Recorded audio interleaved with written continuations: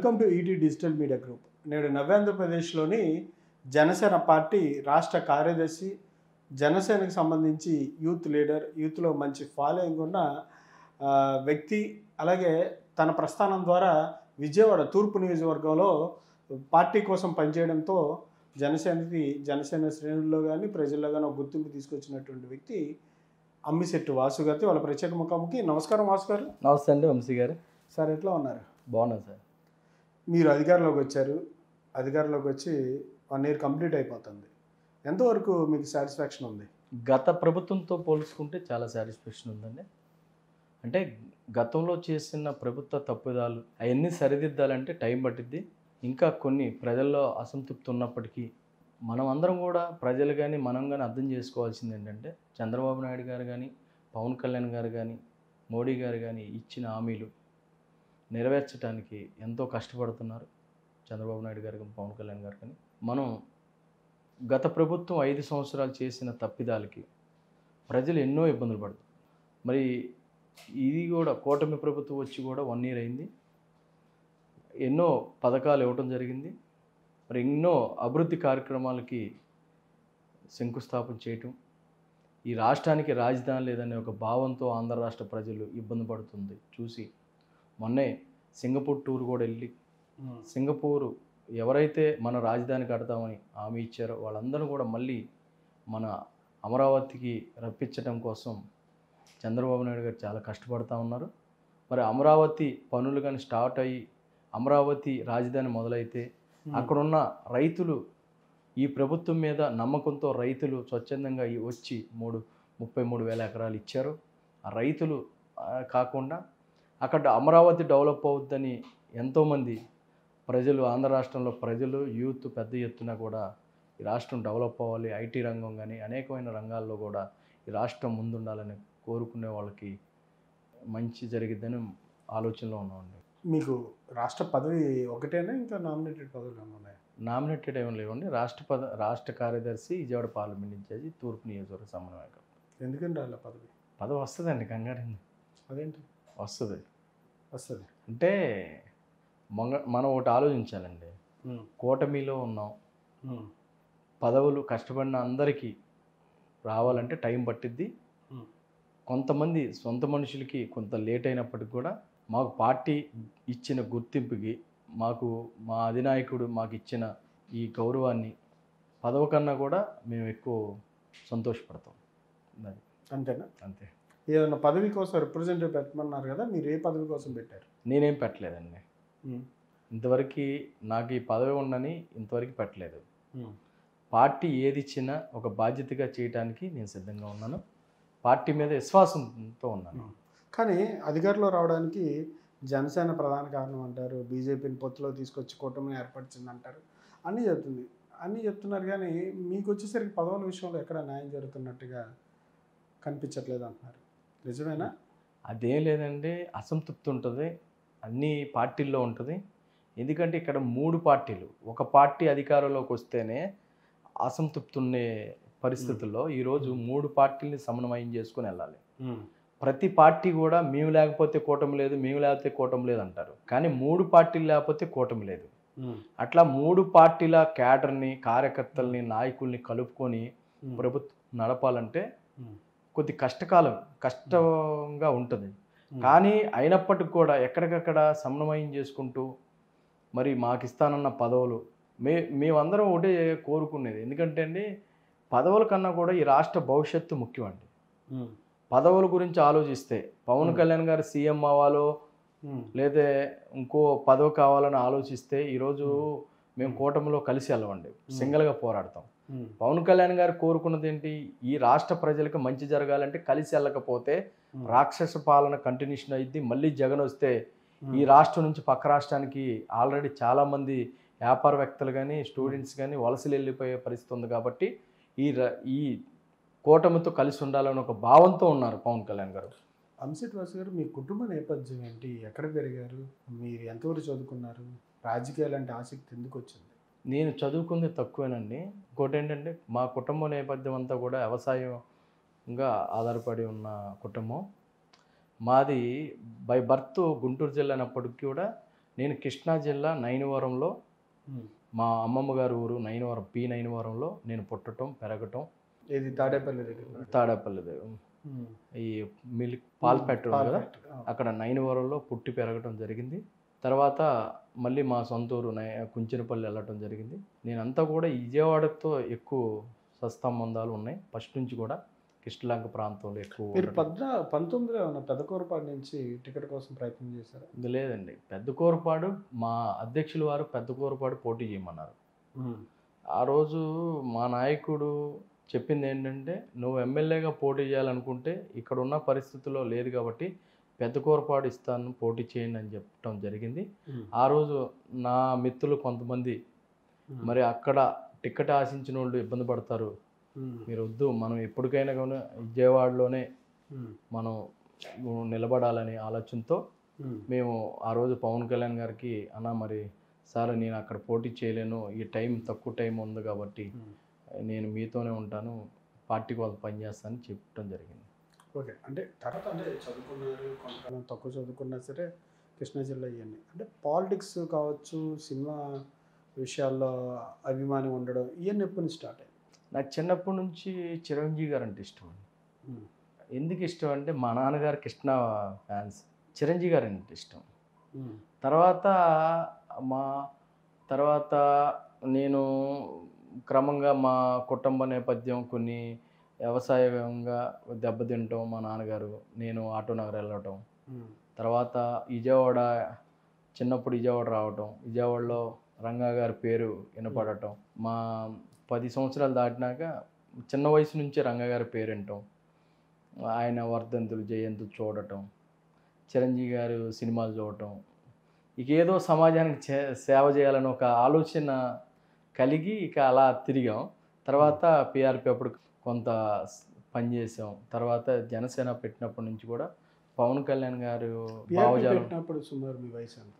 అప్పుడు పిఆర్పి పెట్టినప్పుడు 2009 కదండి, అప్పుడు 30 ఉంటాయి. అవునండి, 30 కూడా ఉండవండి, 28 అలా ఉంటాయి. అంటే ఇప్పుడు 43 నాకు. అదే ఇంచుమించుగా 28, 27. అంటే మీరు ఆటోనర్ వర్క్ చేశారు కదా, అంటే కొంచెం ఆటోనర్ అంటే హార్డ్ వర్క్స్ ఉంటాయి అంటారు, ఆ టైప్? హార్డ్ వర్కేనండి. హార్డ్ వర్కే. దాని తర్వాత అభిమానిగా ఉండి పిఆర్పిలో పనిచేశారు. హార్డ్ వర్కే. ఆటోనగర్లో ఇండస్ట్రీలో పనిచేశాను. రమేష్ ఇంజనీరింగ్ వర్క్స్ అని ఈ ఫౌండరీ వర్క్స్, ఆర్క్ వెల్డింగు, అట్లాగే కాంక్రీట్ మిల్లర్లో తయారు చేస్తారు. దాంట్లో 4-5 ఇయర్స్ పనిచేశాను. తర్వాత నిదానంగా బిజినెస్, ఆటోల రంగం చిన్న చేసాం చాలా. బిజినెస్లేనా అన్ని? అవునండి, అన్ని బిజినెస్లు చేసుకుంటూ. ట్రాన్స్పోర్ట్ ఉండేది, ఆటో ట్రాన్స్పోర్ట్, అట్లా చిన్న స్థాయి నుంచి ఎదిగా ఉండే మేము. ఇప్పుడు కూడా మేము మా కుటుంబ నేపథ్యం అంతా కూడా వ్యవసాయ కుటుంబం. తర్వాత నుంచి చిన్న స్థాయి నుంచి మేము ఏదో 100 కోట్లు సంపాదించే రాజకీయాల్లోకి వచ్చే టైప్ కాదండి. ఏంటంటే ఆశయం కోసం పని చేయాలి, మనం సంపాదించే దాంట్లో ప్రజలకు ఖర్చు పెట్టాలి, మన పక్కన స్నేహితులు ఖర్చు పెట్టాలి, ఏదో సమాజానికి సేవ చేయాలనే ఆలోచనతో వచ్చాం. కానీ ఒక రాజకీయంగా ఎదగాలని.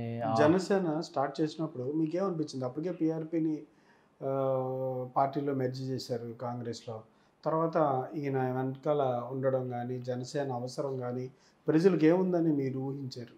అంటే ఏమనిపించిందంటే అండి, చిరంజీవి గారు పిఆర్పి పెట్టినప్పుడు ఈ రాజకీయ పార్టీల మీద ఈరెస్త పుట్టి కొత్త చిరంజీవి గారికి ఉన్న క్రేజ్, ఒక సామాజిక వర్గం ఏదైతే కాపు సామాజిక వర్గం ఉందో, ఈ కాపు సామాజిక వర్గం ఎప్పటి నుంచో రాజ్యాధికారం కావాలి అని ఎన్నో సంవత్సరాలుగా పోరాడుతూ, చిరంజీవి గారు లాంటి మంచి వ్యక్తి వచ్చినప్పుడు అన్ని కులాల నుంచి కూడా ఆయనకి సపోర్ట్ చేస్తూ అధికారులు వస్తారని ఆశించినటువంటి సీట్లు రాకపోవటం, మరి చిరంజీవి గారు ఆనాడున్న పరిస్థితుల పట్ల ఆయన నిలబడలేకపోవటం, మరి కాంగ్రెస్లో మెర్జ్ చేయటం, మాలాంటి యువత రాష్ట్రంలో ఉన్న చిరంజీవి గారి అభిమానులు కానీ సామాన్యులు రాజకీయం చేయాలనే ఒక ఆలోచన ఉన్నవాళ్ళు చాలా ఇబ్బందులు పడే పరిస్థితి.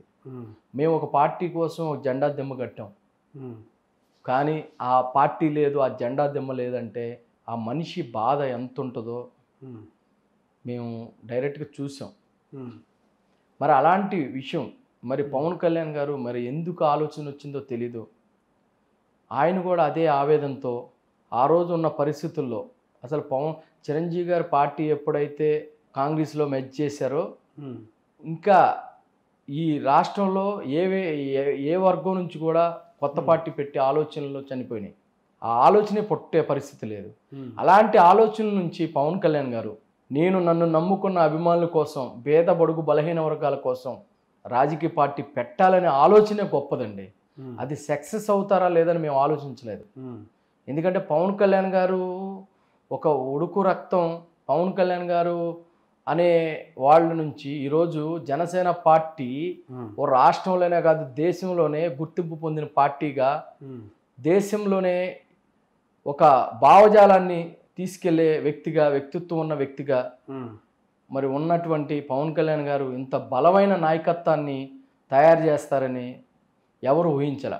మేము ఆ రోజు 2014లో పవన్ కళ్యాణ్ గారు పార్టీ పెట్టినప్పుడు మేము అభిమానులుగా ఉన్నటువంటి మాలాంటి యువత కొంతమంది పవన్ కళ్యాణ్ గారిని ఇష్టపడి ఆ రోజు సేవాదళాన్ని పెడితే 13 మందిని సేవాదళ కమిటీ వేస్తే మా 13 మందిని చూసి చాలామంది వేలం చేసిన వాళ్ళు ఉన్నారు. హేళన చేశారా? అవును.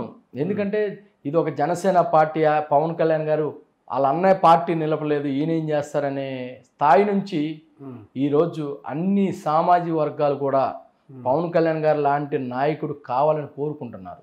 అన్ని సామాజిక వర్గాలు వారు అంటున్నారు కాబట్టి నేను మాట్లాడుతున్నాను. ఎలక్షన్స్ తర్వాత కావచ్చు, ఎలక్షన్స్ ముందు కావచ్చు, అంతకుముందు గతంలో ఏమైనా మీరు పేర్లు పడితే పడి ఉండొచ్చు, కానీ తర్వాత కూడా కాపులందరూకి ఒక సామాజిక వర్గానికి ఇది చెందిన పార్టీగా అట్లాగా నోటెడ్ అయితే వస్తూ వచ్చింది. ఇప్పుడు మీరు అన్ని సామాజిక వర్గాలు అంటున్నారు. ఎట్లా ఉంది మీరు అనుకున్న బయట జరుగుతున్న ప్రచారానికి అసలు లోపల ఉన్న వాస్తవానికి ఏంటి? ఏమండి, రాష్ట్రంలో కాదు దేశంలో ఏ రాజకీయ పార్టీ పెట్టినా ఏ సామాజిక వర్గం గురించి పెట్టరు. అది 100% వాస్తవం. ప్రతి రాజకీయ నాయకుడు కూడా ఏదో ఒక ఆలోచనతో రాజకీయాల్లోకి వస్తారు. పార్టీలు పెట్టిన వ్యక్తులు ఒక సంకల్పంతో పార్టీ పెడతారు. కానీ వాళ్ళకి తెలియకుండానే ఆ పార్టీని వాళ్ళ కులం భుజాన కాస్తుంది. తక్కువ ఉన్న కుల వాస్తులు అందరూ కూడా తమ పార్టీల్లో ఉన్నప్పుడు అది కులముద్ర పడినప్పుడు ఇదే కాపు సామాజిక వర్గం జనసేనకి కొమ్ము కాస్తే ఎందుకు కులం అంటగడుతున్నారు అంటే ఈ మీడియా కానీ కొంతమంది రాజకీయ నాయకులు ఒక పార్టీ ఒక సామాజిక వర్గ పార్టీ ఎదిగితే ప్రజలకు అండగా ఉంటుంది, దమ్ముగా నిలబడతారు ఒక భయంతో. కానీ మీ పార్టీకి సంబంధించి జనసేనలో ఎక్కువగా కాపు సామాజిక వర్గ నాయకులు కావచ్చు, కార్యకర్తలు వాళ్ళు ఎక్కువగా కనిపిస్తూ ఉంటారు అని చెప్తూ ఉంటారు. ఇది వాస్తవం. సరే, ఒక మనస్ఫూర్తిగా మీరు ఒకటి చెప్పండి. సరే, మా పార్టీలో కాపు సామాజిక వర్గం వాళ్ళు ఉంటే ఇంతమంది ఉన్న సామాజిక వర్గం 2 సార్లు పవన్ కళ్యాణ్ గారు ఓడిపోతారా? ఇప్పుడు 21 సీట్లు పవన్ కళ్యాణ్ గారు తీసుకున్నప్పటికీ ఎంతమందికి అదర్ కులాలకి ఇచ్చారో చూసారా మీరు? ఇప్పుడు చైర్మన్లు కానీ ఏదన్నా కానీ ఆయన ఒక మాట గుర్తుపెట్టుకోండి, కాపు సామాజిక వర్గం జనసేన పార్టీకి కొమ్ము కాసింది నిలబడుతుంది అనేది ఇది వాస్తవం. ఎందుకంటే మేజర్ కులం కాపు కులం ఎక్కువ కొమ్ము కాస్తుంది. కానీ మీరు ఒకసారి ఆలోచించాలి, పవన్ కళ్యాణ్ గారు ఒక మీటింగ్ పెడితే 1,00,000 మంది కాపులే వెళ్ళరండి అక్కడికి. అన్ని కులాల్లోకి సంబంధించిన యువత అందరూ అక్కడ ఉంటారు. కానీ అది ఎవరు గమనిస్తారా? మీరు అందరూ ఏమనుకుంటున్నారంటే కాపులు ఒక్కటే ఉన్నారు. మీరు టీడీపీకి చౌదరీస్ అందరూ టీడీపీకి ఉంటారు, రెడ్డిస్ అందరూ వైసీపీకి ఉంటారు. కానీ దానికి వాళ్ళకి లేని కులం జనసేనకి ఎందుకు కులం అంటగడుతున్నారు? మీరు ఆలోచించాల్సింది ఏంటంటే జనసేన పార్టీ ఏ మీటింగులకి ఏ ర్యాలీలకి డబ్బులు ఇవ్వదు. స్వచ్ఛందంగా మీరు ఒకసారి సర్వే చేయాలి. మీరు జనసేన పార్టీ మీటింగ్ జరిగినప్పుడు, పవన్ కళ్యాణ్ గారి ర్యాలీ జరిగినప్పుడు మీరు సర్వే చేయండి. అయ్యా మీది ఏ కులం, మీ గోత్రం ఏంటి సర్వే చేయండి. ప్రతి కులం నుంచి ప్రతి మతం నుంచి కూడా పవన్ కళ్యాణ్ గారి అభిమానులు ఉన్నారు. ఎందుకంటే జనసేన పార్టీ అధ్యక్షుడు పవన్ కళ్యాణ్ గారి భావజాలం ఒక కులానికి సంబంధించింది కాదు. ఎందుకంటే మీరు ఆలోచించుకోండి, మేము చూస్తున్నాం గ్రౌండ్ లెవెల్లో, మేము కూడా చాలా అనుకునేవాళ్ళం. ఎందుకంటే ఏంటి ఎక్కువ కమ్యూనిటీ పరంగా కాపులు ఎక్కువ కనపడుతున్నారండి. కానీ ఏంటంటే కాపులు ఓన్ చేసుకున్నట్టుగా బయటపడినట్టుగా మిగతా కులాల్లో రావాలంటే కొద్దిగా ఆలోచిస్తున్నారు. ఇప్పుడు రాజకీయంగా ఇప్పుడు మీరు చూస్తే రాజకీయంగా ఇప్పుడు అదర్ కులాల నుంచి జనసేన పార్టీలో రావడానికి చాలామంది సిద్ధంగా ఉన్నారు. మిగతా వాళ్ళ నుంచి 100%. అంటే కొంతవరకు బెటర్ అయింది అంటారు ఆప్షన్. 100% అండి. ఇంకోటండి, పవన్ కళ్యాణ్ గారు ఏ ఉద్యమం చేసినా కాపుల కోసం చేయలేదే. కాపుల్ని బీసీలో చేర్చాలని చేశారా, లేదంటే కాపుల కోసం ఏమైనా పథకాలు పెట్టారా, కాపుల కోసం మాట్లాడారా? పవన్ కళ్యాణ్ గారు అన్నది ఏంటంటే కాపులు పెద్దన్న పాత్ర పోషించండి, మీ జాతిలో నుంచి పుట్టిన నేను యుద్ధం చేస్తున్నాను, నాతో మీరు నిలబడండి, ఈ రాష్ట్రం బాగు చేయాలంటే కాపులు పెద్దన్న పాత్ర పోషించమని చెప్పారే గాని కాపులను ఒక్కటే రమ్మని ఏనాడు పిలిపివ్వలేదు ఆయన. కాపుల కోసం పోరాడలేదు ఆయన. ఆయన అణగారిన వర్గాల కోసం పోరాడారు. శ్రీకాకుళం కిడ్నీ బాధితుల కోసం పోరాడారు. మీకు ఆయన అంటే బాగా అభిమానం కదా? చాలా అభిమానం అండి. ప్రాణం ఆయన అంటే ప్రాణంగా పెట్టే కదా ఇష్టంగా ఈ పార్టీలో పనిచేస్తుంది. ఒక్కసారి చేయగలిగితే చాలు అన్నట్టు వ్యాఖ్యానించినట్టున్నారు మా వాసు అని ప్రెస్లో చెప్పినట్టున్నారు. మా ఆలోచన ఏంటంటే పవన్ కళ్యాణ్ గారిని చూస్తే చాలు అనుకుంటే ఆయనతో గంటలు మాట్లాడే అవకాశం వచ్చి ఆయన పేరు పెట్టి పిలిచే వాళ్ళలో నేను ఉండటం చాలా అదృష్టంగా భావిస్తాను. 10 మంది ఉంటే ఆ 10 మందిలో మీరు కూడా ఉన్నారంట కదా? ఉంటాను. ఒక్కసారిగా బాగా ఎదిగారు. మీరు మీ బర్త్డేస్ చేసుకోవాలి అంటే ఒక భారీయత్నం చేయాలి అనేది ఇష్టమా, లేదా అది ఒక రకమైనటువంటి ఇంకో వర్డ్ అంటారు అట్లాంటిదా? అంటే ఒక మాట అండి, ఒక్కో మనిషి తత్వం ఒక్కోలా ఉంటుంది.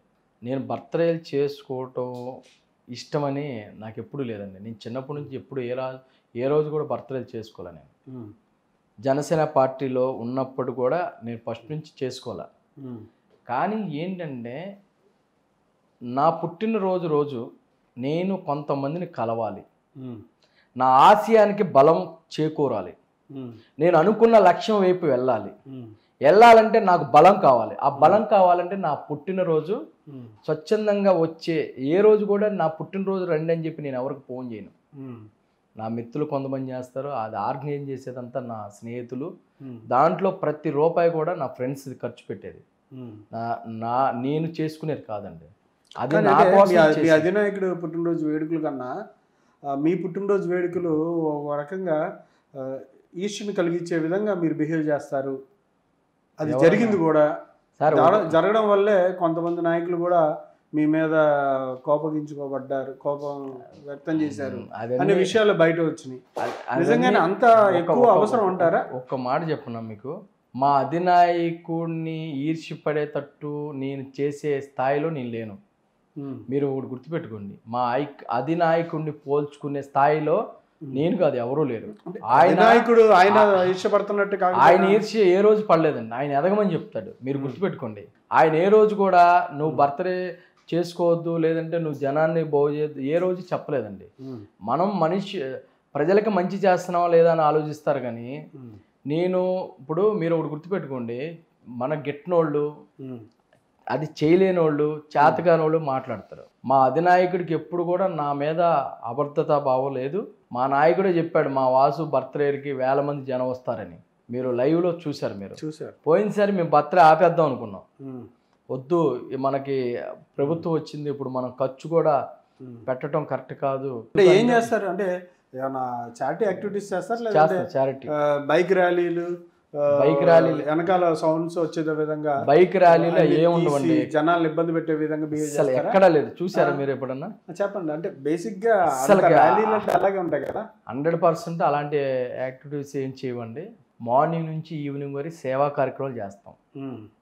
అనాథాశ్రమంలో ఫుడ్స్ పంచటం, భోజనాలు పెట్టడం, పిల్లలకి బట్టలు ఇవ్వటం, తర్వాత పేద మహిళలకి బట్టలు పంచటం, అన్నదానాలు, సేవా కార్యక్రమం చేస్తే మీరు అన్నారు కదా పవన్ కళ్యాణ్ గారి కన్నా, పవన్ కళ్యాణ్ గారి దాంట్లో 10% కూడా నాకు జరగదండి, 1% కూడా జరగదు. పవన్ కళ్యాణ్ గారి బర్త్డేలు 2 రోజుల ముందే మీరు కావాలంటే నా యూట్యూబ్లో కొట్టుకోండి. పవన్ కళ్యాణ్ గారి బర్త్డేలు వస్తే మాకు పండగ అనమాట, మా దేవుడు పండగ. నేను కనీసం 100-150 ప్రోగ్రాలకు అటెండ్ అవుతాను 2 డేస్లో. మార్నింగ్ ముందు రోజు నైట్ నుంచి రెండో రోజు నైట్ వరకు నేను 2 జిల్లాల్లో కూడా ఆయన పాల్గొంటారు. చాలాసార్లు ఆయన చెప్పారు కూడా, అంత అడావుడు చేయవాక నా బర్త్డే ఎందుకు అని ఒకరోజు లాక్డౌన్లో కూడా చేస్తే ఆయన ఒప్పుకోలే. కానీ ఏంటంటే ఈరోజు పవన్ కళ్యాణ్ గారి పుట్టినరోజు అంటే ఒక పండగ రోజు ప్రతి జన సైనికుడికి. మీకు నాదెండ్ల మనోహర్ గారికి మీకు ఎట్లాంటి సంబంధాలు ఉన్నాయి? ఆయన మీకు గాడ్ ఫాదరా లేకపోతే మీరు ఆయన వర్గమా? వర్గం ఏమి లేదండి, ఇక్కడ వర్గాలు ఏమి ఉండవండి. పార్టీలో ఉన్నాయి అంతే అసలు కదా. నేను ఒకే వర్గం. నేను జనసేనలో ఉన్నది ప్రధానంగా చెప్తారు నాదెండ్ల మనోహర్ గారి వర్గం అని. మీరు ఆ వర్గంలో సార్ ఒక్కడు మన బయట జరిగేది వేరు, అక్కడ జరిగేది వేరు. అక్కడ వర్గాలు ఉంటే ఓన్లీ ఒకే వర్గం, పవన్ కళ్యాణ్ గారి వర్గం. పవన్ కళ్యాణ్ గారి సొంత టీమే ఉంటుంది అక్కడ. పవన్ కళ్యాణ్ గారు మాట వినేవాళ్ళే పార్టీలో ఉంటారు.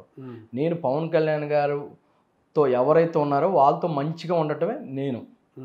మనోహర్ గారు కానివ్వండి, అక్కడ ఉన్న హరిప్రసాద్ గారు ఎవరైనా మనోహర్ గారితో ఎవరుంటే వాళ్ళతో మంచిగా ఉంటా, అంతే నాది. మీరు బొట్టు పెట్టారు కదా తెలంగాణ స్టైల్లో, ఏంటి అది, దాని కథ ఏంటి?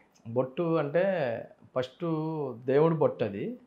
దాన్ని ఏంటంటే కొద్దిగా మోడల్గా కొద్దిగా లుకింగ్గా ఉంటుందని అది డైలీ బొట్టు పెట్టుకుంటాను ఇంట్లో నుంచి. అంటే ఆ సైజు పెట్టడం అంటే అది అలా నా ఫ్రెండ్స్ అందరూ కూడా అలా అదే బాగుందని అంటారు. రౌండ్ పెడితే కన్నా స్ట్రైట్గా పెడితే బాగుందంటారు. ఇక అది అలవాటు అయిపోయింది. మీరు ఎదుటి వాళ్ళని డిమాండ్ చేయడం, ఎదుటి వాళ్ళని కంట్రోల్ చేయడం ఇట్లాంటివి అంటే మీకు ఇష్టమా? ఎదుటి వాళ్ళు తప్పు చేస్తే కంట్రోల్ చేయాలనుకుంటా, డిమాండ్ చేయాలనుకుంటా. అంతేగాని ప్రతి వ్యక్తిని కంట్రోల్ చేయాలి, డిమాండ్ చేయాలనే తత్వం ఎందుకు ఉంటుందండి? పొలిటికల్లో ఉన్నాం మనం. ఎదుటి వాళ్ళని మంచిగా మాట్లాడుకొని మంచిగా ఉండాలని అనుకుంటుంది, కానీ డిమాండ్ చేయటం, కంట్రోల్ చేయటం. కంట్రోల్ ఎప్పుడు చేస్తాం? ఎదుటివాడు గాడి తప్పినప్పుడు, ఎదుటివాడు తప్పు చేస్తున్నప్పుడు కంట్రోల్ చేస్తాం. అంతేగాని ప్రతి వ్యక్తి జోలికి వెళ్ళి మనం ఇబ్బంది పెట్టే పరిస్థితి ఉండదు కదా. అంటే మీ వ్యక్తిత్వ పరంగా కోపిస్ట్గా ఉంటారా? కోపిస్ట్ అండి, కోపం ఎక్కువగా, వెంటనే ముక్కు మీద కోపంలాగా వెంటనే బరస్ట్ అవడం. అంటే ఒకవేళ మెంటాలిటీ ఒకటి ఉంటుందండి. నాకు తప్పుని సహించలేను. నేను చెయ్యని తప్పుకి నేను మౌనంగా ఉండలేను. మీరు నువ్వు నిందిస్తే నేను ఆ తప్పు నేను చేయనప్పుడు ఆ మాట నేను తీసుకోలేను. అది ఆవేశం కట్టలు తెంచుకుంటుంది. చాలా తగ్గా మా బాస్ మాటని. కొడతారా? కొట్టే అంత పరిస్థితి ఏం లేదు కానీ అండి, మా బాస్ నాకు నేర్పింది, మా బాస్ వల్ల నేను నేర్చుకుంది సహనం. చాలా 2014 అంతకుముందు, ఆ సహనానికి ముందు కొట్టేవాళ్ళ రౌడీ షీట్ ఏమన్నా? నాకు రౌడీ షీట్ కేసులు ఏమి లేవండి. జనాలు ఏదో చెప్పుకుంటారు. నేను రౌడీజం చేసి కేసులు పెట్టి కొట్టేవాడిని కాదు. అది కొట్టడం అంటే ఒకటండి, ఎదటోడు తప్పు చేసి మహిళల పట్ల అసభ్యపరంగా ప్రవర్తించినప్పుడు, అది తప్పు చేసినప్పుడు, మన కంట్రోల్ తప్పినప్పుడు మనం చేసుకునే పరిస్థితి ఉండిద్ది. అది గతంలో ఉంది. ఇప్పుడైతే అలాంటి పరిస్థితుల నుంచి మా నాయకుడిని చూసి నేర్చుకున్నాం. సహనంగా ఉండాలి. ఎదటివాడు ఎంత బురదేసినా మనం దానికి సమాధానం కాదు, మన మౌనమే దానికి సమాధానంగా మేము మారాం. ఎందుకంటే మా నాయకుడు ఒకసారి చెప్పాడు, నువ్వు కొట్టుకుంటా సమాధానం చెప్పుకుంటా పోతే ఎంతమంది చెప్తావు? మార్పు అనేది వాళ్ళల్లో రావాలి. మనం పని చేసుకుంటా ఉంటే మార్పు వాళ్ళకి వస్తుందని మా నాయకుడిని చూసి చాలా నేర్చుకున్నాం. మీకు దేవినేని అవినాష్ గారికి సంబంధం ఏంటి? ఆయనకి నాకు సంబంధం ఏంటండి? ఆయన నా కులం కాదు, నా పార్టీ కాదు, నా స్నేహితుడు కాదు. ఆయనకి అంటే సంబంధం అంటే ఎట్లా?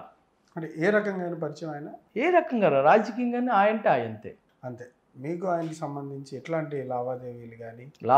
ఏం లావాదేవీలు? రియల్ ఎస్టేట్ లేవు నాకు, ఆయనకి బిజినెస్ లేవు, ల్యాండ్స్ లేవు. ఏదన్నా ఉంది అని మీ నోటీస్కి వస్తే నా ఆఫీస్ బంద్ రోడ్డు, డైరెక్ట్గా రండి. మీరే మీడియా ముఖంగా ఇదే మాట అవినాష్ గారిని కూడా అడగండి.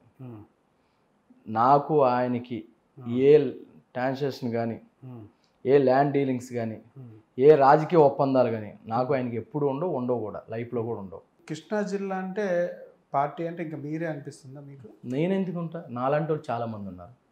పార్టీ అంటే నేను ఎలా అవుతా? నాలాంటి 100 మంది ఉన్నారు. పార్టీ అంటే 100 మంది ఉన్నారు. మనం ఎలా అవుతాం? అంటే మొత్తం మీదే పెత్తనం ఉన్నట్టుగా బిహేవ్ చేయడం, కొత్తగా వచ్చిన అధ్యక్షులు కూడా వాళ్ళకి మీకు మధ్య ఇష్యూస్ ఉండడం, ఉదయభాను గారికి. అది జనాలు చెప్పుకునేది ఒకటండి, అక్కడ జరిగేది ఇంకోటి. అక్కడ ఏం జరిగింది?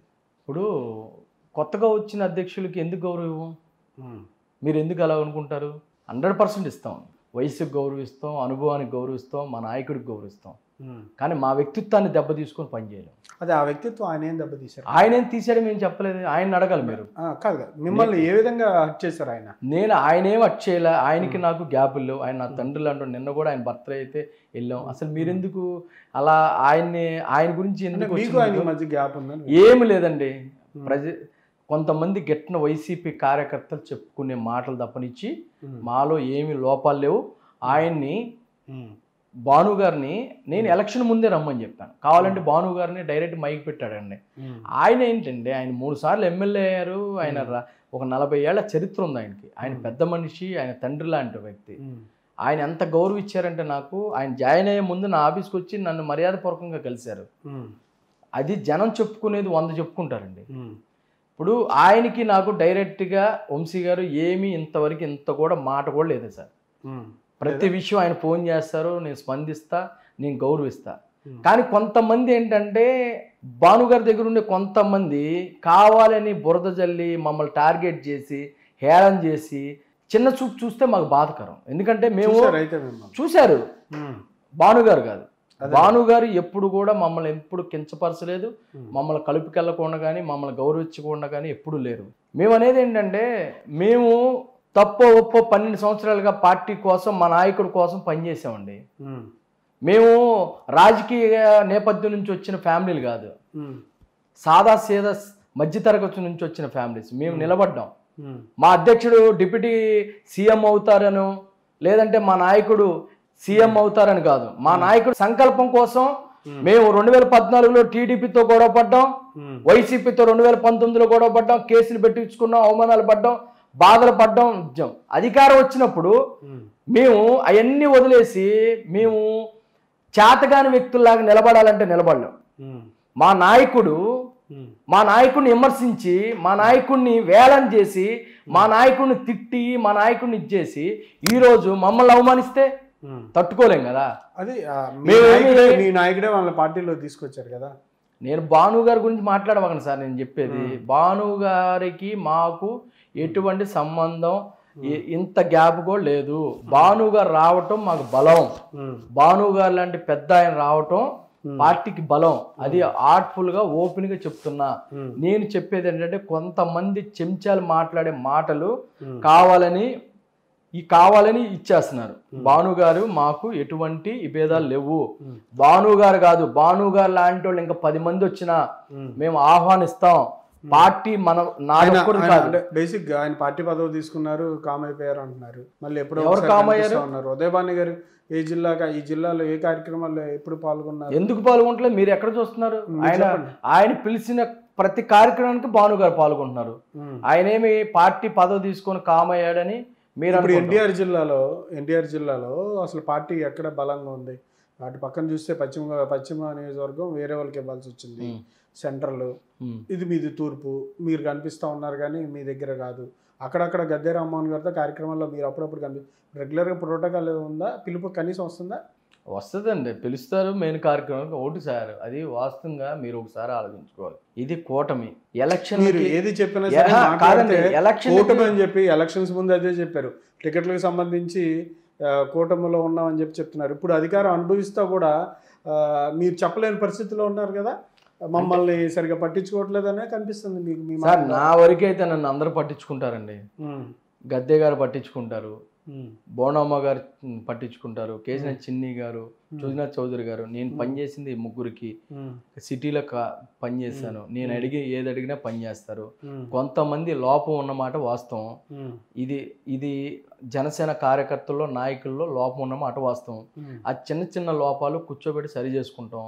మేము సంకల్పంతో మేము మనస్ఫూర్తిగా కోరుకునేది ఏంటంటే, మా నాయకుడు పవన్ కళ్యాణ్ గారు చెప్పినట్టు ఒక 10-15 సంవత్సరాలు కలిసి ఉంటే ఈ రాష్ట్రం బాగుంటుంది, రాష్ట్ర ప్రజలు బాగుంటారని ఆశిస్తున్నాం. కానీ ఇప్పుడు అంశెట్టి వాసుని పిలవలేదనో, లేదంటే మా కార్యకర్తను బొట్టు పెట్టలేదనో, లేదా మా కార్యకర్తను పట్టించుకోలేదని మేము గొడవలు పట్టడం వల్ల ఈ రాష్ట్రానికి నష్టం జరిగిద్దని ఒక ఆలోచన తప్పనిచ్చి అది వేరే ఏం లేదండి.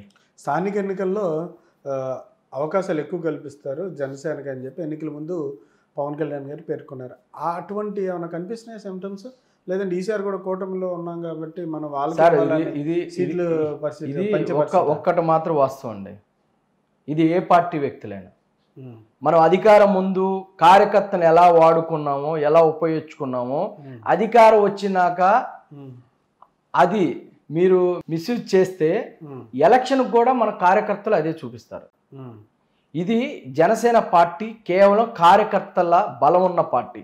ఇది టీడీపీ లాగా, వైసీపీ లాగా, ఇంకో పార్టీ లాగా నాయకుడు ఖర్చు పెడితే కార్యకర్తలు తిరిగే పార్టీ కాదు మా పార్టీ.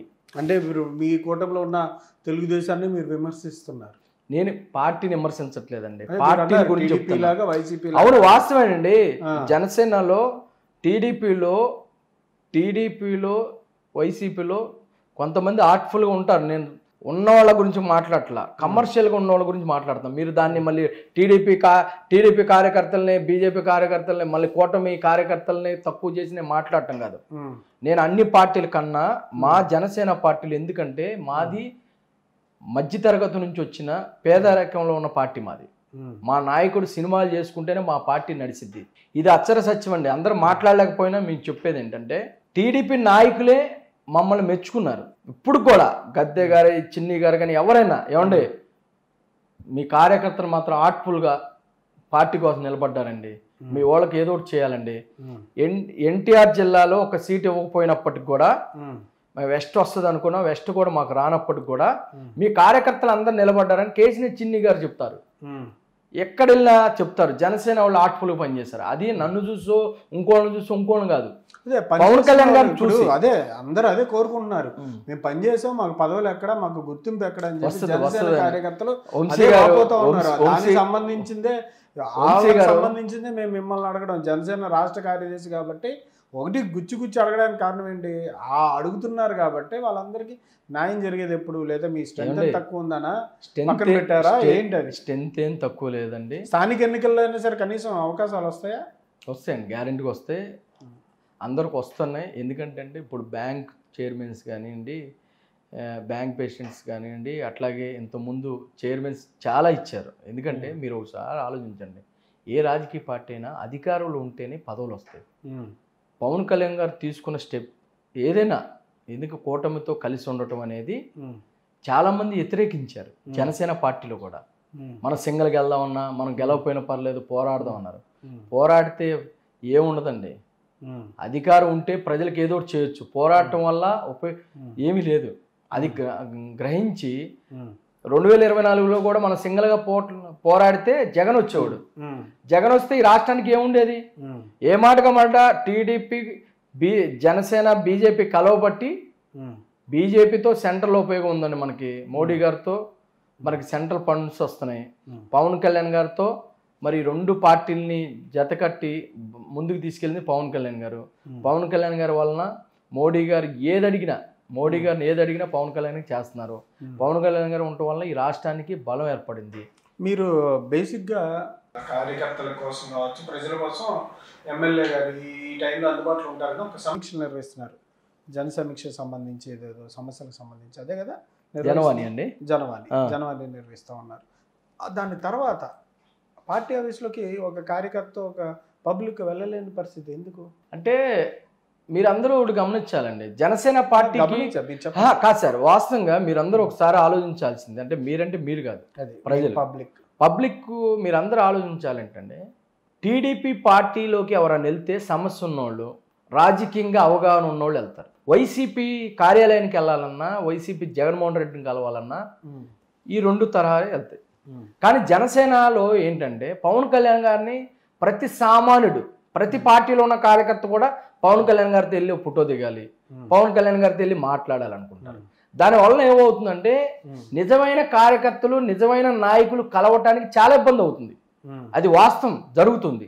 అది ఎంత ప్రక్షాళన చేసినప్పటికి కూడా ఎక్కడో సాట కొరత ఉంటానే ఉంది. కానీ మీరు ఒకసారి ఆలోచించుకోండి, అక్కడ హరిప్రసాద్ గారు ఎమ్మెల్సీగా ఉండి, హరిప్రసాద్ గారు ఎన్నో విషయాల మీద ఎందుకంటే ఇంతకుముందు మనోహర్ గారు చూసుకునేవాళ్ళు, మనోహర్ గారు బిజీ ఉండటం వల్ల హరిప్రసాద్ గారు అక్కడ, చక్రవర్తి గారు, వీళ్ళందరూ కూడా ఏ ఇష్యూ వచ్చినా జనసేన పార్టీ నుంచి, ఇప్పుడు విజయవాడ ఉందండి, తూర్పు నియోజకవర్గంలో ఏమైనా సమస్య వచ్చింది, నేను ఫోన్ చేయగానే వెంటనే స్పందిస్తారు.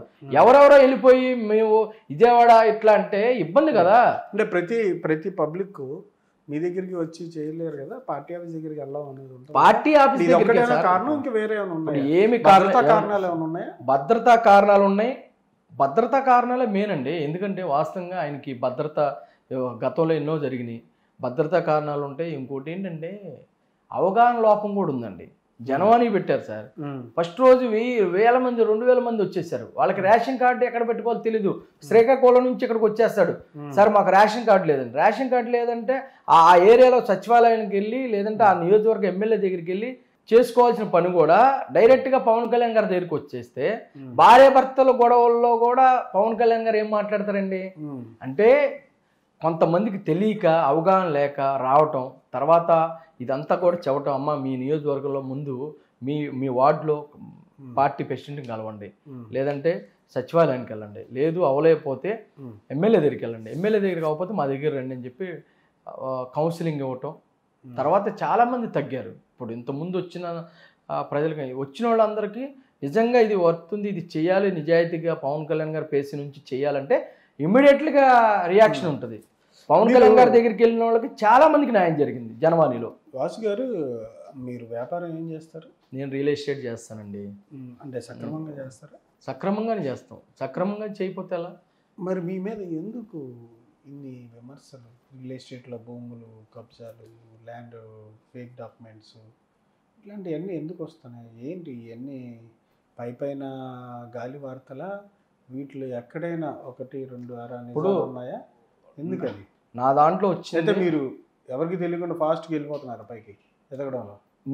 మీరే చెప్పాలి. ఎలా అంటే వంశీ గారు ఒకటే చెప్తా ఉన్నా, జనసేన పార్టీ పవన్ కళ్యాణ్ గారు ఒక సిద్ధాంతమైన వ్యక్తి. ఎవరు తప్పు చేసినా, సొంత మనిషి తప్పు చేసినా నిస్వార్థంగా ఖండించే వ్యక్తి. మనం తప్పు చేయాలంటేనే భయపడతాం.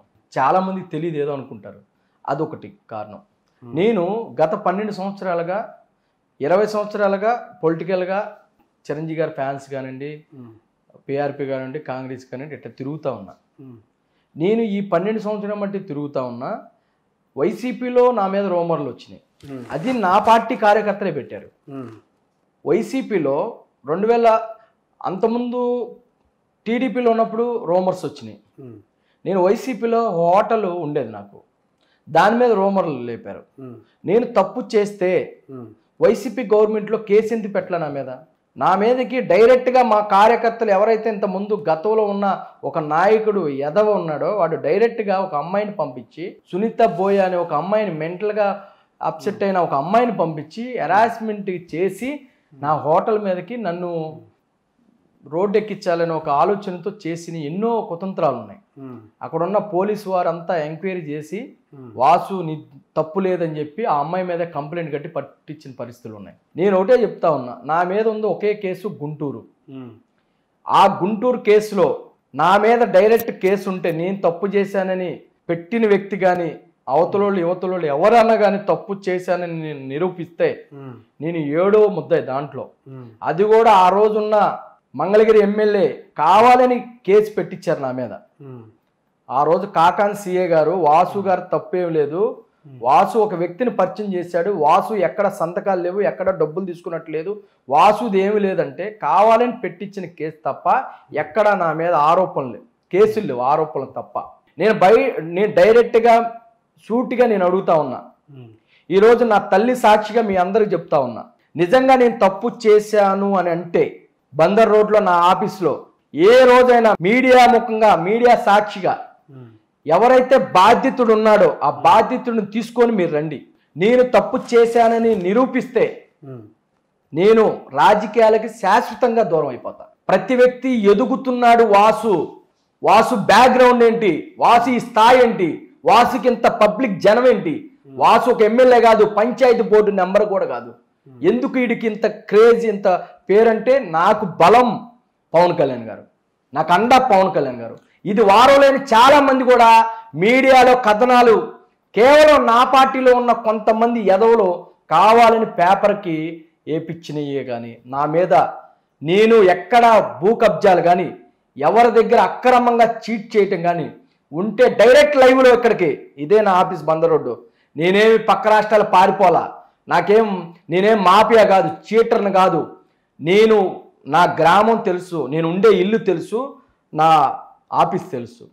ఈరోజు నేను తప్పుగా చేస్తే అధికారంలో ఉన్న నా పార్టీకి కూడా చెప్తున్నా, కూటమి పార్టీకి కూడా నా మీద చర్యలు తీసుకోండి, ఎంక్వైరీ చేసి వాసు తప్పు ఉందా లేదని. ప్రతి ఎదవ కామెంట్ చేస్తాడండి, ప్రతి ఎదవ బురద జల్లుతాడు, కడుక్కుంటా పోతే మన జీవితం అంతా వెళ్ళిపోద్ది. ఆరోపణలు ఉన్నాయి. ఏమండి జగన్మోహన్ రెడ్డి మీద ఎన్ని కేసులు ఉన్నాయి, ఎన్నాళ్ళు జైలు చేశాడు? అలాంటి వ్యక్తే ముఖ్యమంత్రి అవగా నాలాంటి సామాన్యుడి మీద కేసులు ఉండటం తప్పేందండి? నేను జగన్మోహన్ రెడ్డి రోల్ మోడల్ చేసుకుంటా. ఎవడైతే వైసీపీ వాళ్ళు నన్ను కామెంట్ చేస్తున్నారో వాళ్ళు చెప్తా ఉన్నా, మీ నాయకుడి మీద వెంచర్లు ఇవన్నీ కరెక్ట్గానే ఉన్నాయా? ఏమంటే వెంచర్లు అన్నీ నా ఫ్రెండ్స్ చూస్తారు, నాది పార్ట్నర్షిప్ వరకే, నేను డైరెక్ట్గా దేంట్లో ఇన్వాల్వ్ అవను. నేను ప్రతిదీ నా అకౌంట్స్ ఉంటాయి, నేను లీగల్గానే ఏ పనైనా చేస్తా, ఇల్లీగల్గా ఎక్కడ ఏమీ చేయను. మీరు చేపిస్తారా వేరే వాళ్ళతో? వేరే వాళ్ళతో చేపిస్తే ఈ పాటికి వచ్చేస్తుంది కదండి. పెద్ద పెద్ద వాళ్ళు జైలు చేస్తుంటే నాదేముందండి? ఈరోజు రాజకీయాల్లో ఉండగా ఏ తప్పు చేసినా ఎక్కడోసారి దొరుకుతామండి. మీరు ఒకసారి ఆలోచించండి. అంటే మీరు మరి మీకు ఎవరు చెప్తున్నారో ఇవన్నీ నాకు తెలియదు, కానీ ప్రతి వ్యక్తి మీద విమర్శలు ఉంటాయండి. విమర్శలకు ఆధారాలు వేయండి. నా మీద రౌడీ షూట్ ఉందా, కొట్లాట కేసు ఉందా, ఆడపిల్లల కేసు ఉందా? ఏ ఆడపిల్లను వచ్చి ఒక ఆడపడుచు వచ్చి వాసు గారు నన్ను ఇలా చేశారని ఎక్కడైనా కంప్లైంట్ ఉందా? లేదు, నన్ను చీట్ చేశాడని ఏటే పోలీస్ స్టేషన్ లో కంప్లైంట్ ఉంది. నా మీద డైరెక్ట్ కంప్లైంట్ పెట్టినోడు ఎవరు? మీరు ఓవరాల్ గా నా మీద ఉంది గుంటూరు కాకంలో ఒకే కేసు. ఆ కేసు కూడా నా తప్పు లేదు. నేను దాంట్లో నన్ను అక్రమంగా జైలు పంపించారు, జైలు చేశా, కేసు కూడా అయిపోతుంది. అది తప్ప నా మీద ధర్నా కేసులు తప్ప ఎక్కడ కేసు లేదు. కావాలని కొంతమంది కావాలని బురద జల్లారు. నేను వెళ్ళిన మాట వాస్తవం. బాధ్యతల పట్ల నేను మాట్లాడతా, నిలబడతా, పోట్లాడతా, కొట్లాడతా. ఎప్పుడు అన్యాయం జరిగినప్పుడు ఎక్కడ నా డబ్బుల కోసం లేదా నా కబ్జాలు చేయడం కోసం ఎక్కడ నేను భూ కబ్జా చేయలేదండి. అట్లాంటిదే లేదు. సనాతన ధర్మం అంటే మన జీవన విధానం అండి. మన హిందూ అనే వ్యక్తి, హిందూ దేశం ఇది, మన భారతదేశం హిందూ దేశం. ఈ సనాతన ధర్మం అనేది మన జీవన విధానం. మనం కులాల కోసం, మతాల కోసం, రాజకీయాల కోసం మన ఉనికిని మనం చంపుకోకూడదు అన్నదే పవన్ కళ్యాణ్ గారి నినాదం. మీరు అన్ని మతాలు అభిమానిస్తారా లేదంటే అన్ని మతాలు హిందూగానే జీవిస్తారా? హిందూగా నా జీవన విధానం హిందూగా ఉన్నప్పటికీ నేను నాతో పాటు ఉండే కులాలన్నిటిని గౌరవిస్తా.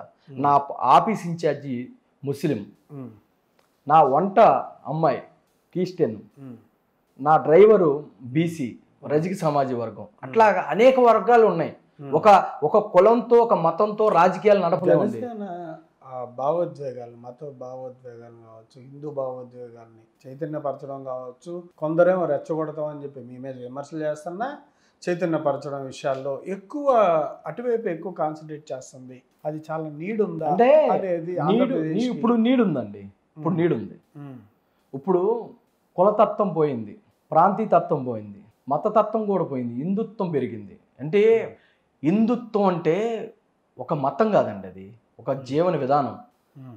హిందూగా పుట్టాం, అందరం హిందూగా చనిపోతాం. దీంట్లో అన్ని కులాలు, అన్ని మతాలు ఉంటాయి, అలా గౌరవిస్తాం. కానీ మనం హిందుత్వాన్ని దెబ్బతీసుకుంటున్నాం. ఎందుకంటే ఏ మతం గురించి మాట్లాడంటే భయం రాజకీయ నాయకులకి, ఒక కులం గురించి మాట్లాడంటే భయం. ఎందుకంటే ఆ కులం ఓట్లు పడవని. మా నాయకుడికి భయం లేదండి. ఆయన రాజకీయంగా ఓట్లు ఏమని ఏ రోజు చెప్పలేదండి. ఆయన నాకు ఓట్లు ఏమని డైరెక్ట్గా అడగల. 2024లో అడిగారు నాకు ఒక్కసారి ఓటేయండి. ఎందుకంటే అండి ఆయన సనాతన ధర్మాన్ని మాట్లాడలేకపోతే, అలాంటి వ్యక్తి కూడా రాజకీయం కోసం ఆగిపోతే ఇంకెవరు మాట్లాడతారు? ఈ సమాజం మారాలంటే రాజకీయ నాయకుల వల్ల అయ్యిద్దండి. ఐఏఎస్ ఐపీఎస్లు కూడా ఒక రాజకీయ నాయకుడు హస్తంలో ఉండిపోయారు. అందుకనే సనాతన ధర్మం హిందూ చైతన్యాన్ని తీసుకురావడం. హిందూ చైతన్యం కాదు. మా నాయకుడు ఏం చెప్పాడంటే, ఏ మతం గురించి వచ్చినా నేను పోరాడతాను అన్నాడు. ఏ మతం గురించి వచ్చినా నేనే మాట్లాడతా, అన్ని మతాలకు న్యాయం జరగాల. కానీ సనాతన ధర్మాన్ని రక్షించండి. హిందూ దేవాలయాల మీద దాడి జరిగినప్పుడు ఎందుకు మాట్లాడరు? అదే చర్చి మీద జరిగినా, మసీదు మీద జరిగినా మాట్లాడుతున్నాం కదా. అదే ఎందుకు మీరు తేడా చూస్తున్నారు? అమ్మిశెట్టి వాసు గారు తూర్పు నియోజకవర్గంలో సమస్యల మీద కావచ్చు, డెవలప్మెంట్ మీద కావచ్చు, ఏ ఇష్యూస్ మీద మీరు టేకప్ చేశారు? గతంలో వేరే అప్పుడు కూడా తెలుగుదేశం అధికారంలో ఉంది. ఇక్కడ గతంలో ఏ అంశాల మీద మీరు మాట్లాడారు, ఇప్పుడు వాటి సిచ్యువేషన్ ఏంటి? అంటే కృష్ణలంక ప్రాంతంలో ఎక్కువ ఏంటంటే కరకట్ట ప్రాంతం కాబట్టి కృష్ణా నది రివర్వేర్ ఉంటుంది కాబట్టి ఇంతకుముందు రిటర్నింగ్ వాల్ లేనప్పుడు చాలా సమస్యలు వచ్చాయి. ఎప్పుడైతే వరద వచ్చిందో ఆ వరదకి ఆ వాటర్ వచ్చేసి అక్కడున్న లోటత్ ప్రాంతాలన్నీ కూడా జలమయం అయిపోవటం, ఆ ప్రాంతంలో ఉన్న ప్రజలు చాలా ఇబ్బంది పడతారు. మరి అదంతా కూడా గత ప్రభుత్వం కానీ ఇప్పుడు కానీ అంతకుముందు చంద్రబాబు నాయుడు గారు ఉన్నప్పుడు గద్దె రామ్మోహన్ రావు గారి ఆధ్వర్యంలో చాలా వరకు రిటైనింగ్ వాల్ కట్టారు. గత ప్రభుత్వం వైసీపీలో కూడా రిటైనింగ్ వాల్ కంప్లీట్ అయింది. అక్కడ ఉన్న సమస్య కూడా, కానీ దానివల్ల కూడా కొన్ని సమస్యలు వస్తున్నాయి. అవన్నీ కూడా చూస్తున్నాం. కొండ ప్రాంతంలో ఎక్కువ సమస్యలు ఉన్నాయండి. కొండ ప్రాంతం ఏంటంటే కొండ చెల్లెలు పడిపోవటం, ఈ మధ్య కూడా రీసెంట్గా చనిపోయారు.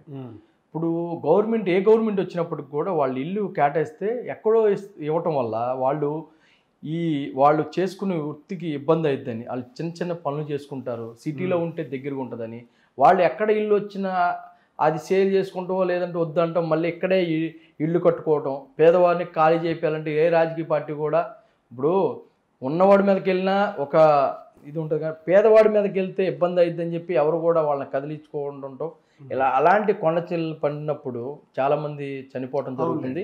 ఆ కొండ ప్రాంతంలో కూడా ఇంతకుముందు వాటర్ సరిగ్గా ఉండేది కదండి. ఏ మాటగా మాట గద్దె రామ్మోహన్ రావు గారు ఉన్నప్పుడు వాటర్ ట్యాంకులు కట్టడం, కింద నుంచి వాటర్ సప్లై అవ్వటం, అన్నీ కూడా డ్రైనేజీలు. ఇంతకుముందు వైసీపీ గవర్నమెంట్లో ఎక్కడ రోడ్లు వేసిన పాపం లేదు. పెద్ద పెద్ద గుంటలు పడిపోయి ఆటోనార్కి వెళ్ళేటప్పుడు 100 అడుగుల రోడ్లు ఇవన్నీ ఉండేవి. ఇవన్నీ మరమ్మతులు చేశారు. ఇప్పుడు మేజర్ సమస్య మన తూర్పు నియోజకవర్గంలో ఉంటే ఆటోనార్ సమస్య ఉంటుందండి. ఈ మన ఆటోనార్లో కార్మికులు అందరూ కూడా ఇటు 1 టౌన్ నుంచి కానీ ఇది కృష్ణలంక ప్రాంతం నుంచి కానీ అందరూ కూడా వెళ్ళి అక్కడ పనులు చేసుకునేవాళ్ళు. ఇప్పుడు ఏంటంటే ఈ పనులు లేకపోవటం, అక్కడ ఆటోనార్ ఉన్న వర్కర్స్ యూనియన్స్ కూడా చాలా వాళ్ళకి ప్రత్యామ్నాయంగా మరి ఎంపీ గారు కానీ ఎమ్మెల్యే గారు కానీ వాళ్ళతో మీటింగ్లు పెట్టి పెద్ద ఎత్తున వాళ్ళు ఏమంటారంటే కొత్త ఆటోనార్ కన్నా ఇక్కడే మాకు ఏదో ఒక వసతి కల్పిస్తే మేము ఏదో ఒకటి పనులు చేసుకుని బతుకుతాం అన్నారు. అలాంటి చిన్న చిన్న సమస్యలు ఉన్నాయండి. డ్రైనేజీ వ్యవస్థ పూర్తిగా లేదు కదా. డ్రైనేజీ ఏమవుతుందంటే ఓల్డ్ అయిపోయిందండి. ఈ డ్రైనేజీ సిస్టాన్ని మార్చాలి. ఈ డ్రైనేజ్ ఏమవుతుందంటే అక్కడక్కడ పైపులు లీక్ అవ్వటం, ఈ వాటర్లో కలిసిపోవటం, కలుతుపోయిన వాటర్ అయిపోతుంది. ఇదన్నీ కూడా ఒకే సిస్టమ్ మారుస్తున్నారండి ఒక్కొక్కటి. ఎందుకంటే ఇప్పుడు ఉన్న కార్పొరేషన్లో కూడా నిధులు మీరు ఏమైనా మాట్లాడారా ఇవి కావాలని మీ నాయకుడిని అడగడం కానీ, ఎవరైనా కేంద్ర మంత్రిని కానీ లేదంటే మీ ఎంపీ గారిని కానీ ఏమైనా కేటాయించమని? అంటే మొన్న ఎంపీ గారు గద్దె గారు మేము వెళ్ళామండి. ఇప్పుడు ఈ హైవేల మీద కొద్దిగా సబ్వేలు ఏర్పాటు చేయాలి. ఎందుకంటే ఈ కృష్ణలంక ప్రాంతం అంతా కూడా చిన్న చిన్న పనులు చేసుకుంటూ బీసెన్ రోడ్లు ఇటు బంద రోడ్లో నడుచుకుంటూ వెళ్తారు మహిళలు. సబ్వేలు 2 వేసారండి. కొన్ని ఇప్పుడు పశువుల హాస్పిటల్ ఉంటుంది దగ్గర ఒకటి, అక్కడ ట్రాఫిక్ ఇబ్బంది అవుతుంది. ఇప్పుడు స్పీడ్ బ్రేకర్లు వేసారు. స్పీడ్ బ్రేకర్లు వేస్తే అక్కడ ట్రాఫిక్ ఆగిపోతుంది. ఇప్పుడు అన్ని గోల పేపర్లు అన్నీ కూడా అక్కడ ట్రాఫిక్ 1/2 గంట 20 నిమిషాలు పడుతుంది. అవన్నీ కూడా చూస్తున్నాం. తర్వాత ఈ రిటైనింగ్ వాల్ కట్టినాక అక్కడ ప్లేస్ చాలా వచ్చిందనమాట. అక్కడ పార్కులా చేసి జిమ్ లాగా పార్కులు జగన్మోహన్ రెడ్డి ఇటు చేశారండి, ఇటు చేయలేదు. ఇటు స్వర్గపూర్ రోడ్ నుంచి ఇటు ఉన్నాయన్నమాట. అవన్నీ చూస్తున్నారు. ఎంపీ గారు కూడా అంటే ఏ సమస్య ఉన్నా పోరాటం, ఏ సమస్య ఉన్నా కానీ తక్షణమే పరిష్కరించుకోవటం. మీరైతే విన్నవించారు ఏదన్నా సరే అడ్రస్ చేస్తామండి. ఇంకోటండి వాస్తవం ఏంటంటే గత ప్రభుత్వం ఉన్నప్పుడు మేము పోరాటాలు చాలా చేసామండి. ఇప్పుడు ఏదున్నా మా డివిజన్ కార్యకర్త కానీ, మా డివిజన్ నాయకుడు కానీ, తెలుగుదేశం డివిజన్ అధ్యక్షుడు కానీ, బీజేపీ అధ్యక్షుడు కానీ వెళ్ళటం, గద్దె రామ్మోహన్ రావు గారి దగ్గరికి ఏ విషయం తీసుకెళ్ళినప్పటికి కూడా ఆయన వెంటనే అధికారులతో మాట్లాడి చేస్తున్నారు. ఇప్పుడు మేము ఒకటే చెప్తున్నామండి, కూటమి నాయకులకి మేము ఎస్పెషల్గా జనసేన కార్యకర్తలకి, నాయకులకి, ప్రజలకి మేము ఒకటే చెప్తున్నాం. జనసేనను చూసి ఓటేసిన ప్రజలందరికీ కూడా మేము భరోసాగా ఉంటాం. మీకు ఏ సమస్య వచ్చినా తూర్పు నియోజకవర్గం కావచ్చు, పశ్చిమ నియోజకవర్గం కావచ్చు, సెంట్రల్ నియోజకవర్గం, ముందు ఆ నియోజకవర్గం నాయకుడు ఎవరైతే గద్దె రామ్మోహన్ రావు గారు ఉన్నారో తూర్పులో, సెంట్రల్లో బోండమ్మ గారు ఉన్నారు, వెస్ట్లో మన సుజనా చౌదరి గారు ఉన్నారు, వాళ్ళ దగ్గరికి వెళ్ళి పరిష్కార మార్గంగా మనం మాట్లాడతాం. ఈరోజు కూటమిగా ఉన్నాం కాబట్టి ఎవరి దగ్గర రావాలి? వాళ్ళంతా వాళ్ళ దగ్గరికి వాళ్ళ దగ్గరికి స్థానికంగా ఉన్న మా డివిజన్ అధ్యక్షుడు ఎవరైతే జనసేన ఉన్నారో వాళ్ళ ద్వారా వస్తే మేము డైరెక్ట్గా అక్కడ ఉన్న శాసనసభ్యుల దగ్గరికి తీసుకెళ్ళి మీ పనులు చేయడానికి మేము సిద్ధంగా ఉన్నాం. అధ్యక్షులు అందరూ ఉన్నారు. అన్ని 64 డివిజన్ ఏమంటే పోతిన మహేష్ గారు వెళ్ళిపోయినాకే అధికారం వచ్చింది. అధికారం సుజనా చౌదరి గారికి 50,000 మెజార్టీ ఇచ్చారు. అక్కడ అందరు ఉన్నారు. 64 డివిజన్ అధ్యక్షులు ఉన్నారు. పార్టీ బాగా యాక్టివ్గా ఉంది. అందరూ కూడా స్థానికంగా ఉన్న నాయకులతో కలిసి పనిచేస్తున్నాం. జనాల్ని ప్రభావితం చేయగలిగిన నాయకులు కళ్యాణ్ గారు కాకుండా జనసేనలో ఎవరున్నారు అసలు? ఎందుకు లేరండి? చెప్పండి పర్లేదు. ఎందుకు లేరు? ఎవరు లేరు? అదే నేను అడుగుతున్నా, ఎవరు ఎక్కడ లేరు? జనాలను ప్రభావితం చేయగలిగిన ఎందుకు లేరు? వాసు తూర్పు నియోజకవర్గంలో ప్రభావితం చేయగలుగుతారా మీరు? మీకు నమ్మకం లేదా? నేను అడుగుతున్నా. ఎందుకు చేయలేం అంటే ఒకటి వాస్తవం అండి. ఏ పార్టీ కాన్ఫిడెన్స్ ఇచ్చారా? కాదు, 100% అండి. ఇప్పుడు 10,000 20,000 మంది మీకు చెప్తూ వస్తున్నారంటే నేను పవన్ కళ్యాణ్ గారు ఎప్పుడు చెప్తారు, నేనున్నప్పుడు జనం తీసుకురావటం కాదు, నేను లేకుండా 10,000 మందిని తీసుకొచ్చేవాడే లీడర్ అని. మేము దాంట్లో సక్సెస్ అయ్యాం. ఇప్పుడు నేను చెప్పేది ఏంటంటే ఒకటి మాత్రం ఆలోచించండి. మీరు ఇప్పుడు ప్రజలందరూ అనేది ఏంటంటే 175 నియోజకవర్గాల్లో పార్టీ బలోపేతం చేయమంటారు. చేద్దాం, టైం ఉంది. పవన్ కళ్యాణ్ గారు చెప్తారు ఆగస్టు నుంచి స్టార్ట్ చేస్తారు. మనం అందరూ ఆలోచించుకోవాల్సిందంటే ఇప్పుడు కూటమిలో ఉన్నాం, 21 మంది ఎమ్మెల్యేలు ఉన్నారు మనకి. మనం 175 నియోజకవర్గాల్లో మన క్యాడర్ని బలోపేతం చేయండి. మన క్యాడర్ అంతా కూడా ఎన్నో కష్టాలు పడి గత ప్రభుత్వంతో పోరాడి నిలబడ్డారు. మన కార్యకర్తలకి నాయకులకి బలం చేకూర్చండి. ఏ రాజకీయ పార్టీకైనా ఆ రాజకీయ పార్టీ అధ్యక్షుని చూసే ఓటేస్తారండి. అంశెట్టి వాసును ఇంకొకళ్ళను చూసి ఎవరు ఓటేరండి. ఇప్పుడు ఈరోజు కూటమి కొట్టిందంటే చంద్రబాబు నాయుడు గారిని, పవన్ కళ్యాణ్ గారిని, మోడీ గారిని చూసే కానీ స్థానికంగా పోటీ చేసిన నాయకులను చూసి కాదండి. గత ప్రభుత్వంలో వైసీపీకి 151 సీట్ వచ్చిందంటే కేవలం జగన్మోహన్ రెడ్డి వల్లే వచ్చింది. స్థానికులకు వల్ల ఈ గతంలో ఉండేదండి. స్థానికంగా పోటీ చేసిన ఎమ్మెల్యేని ఇప్పుడు ఏంటంటే అధికారం ఏదొస్తుంది, ప్రజలు కూడా మారిపోయారండి. గత ప్రభుత్వంలో గత 20 సంవత్సరాల క్రితం ఎలా ఉండేదంటే ఏ రాజకీయ పార్టీ ఎమ్మెల్యే అయినా, ఏ పార్టీ అధికారంలో వచ్చినా ఆ ఎమ్మెల్యే పనులు అయ్యాయి. కానీ ఇప్పుడున్న పరిస్థితుల్లో ఏంటంటే అధికారం ఉంటేనే పనులు అవుతున్నాయి. ఎమ్మెల్యే కూడా ఒక వార్డు నెంబర్తో కూడా సమానం అధికారం లేకపోతే.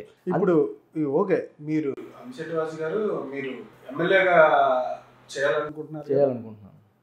మేయర్ అవకాశం వస్తే వెళ్తారు అంటే అవన్నీ పెద్ద విషయాలండి. పవన్ కళ్యాణ్ గారు ఏది చెప్తే అది చేయడానికి సిద్ధంగా ఉన్నానండి.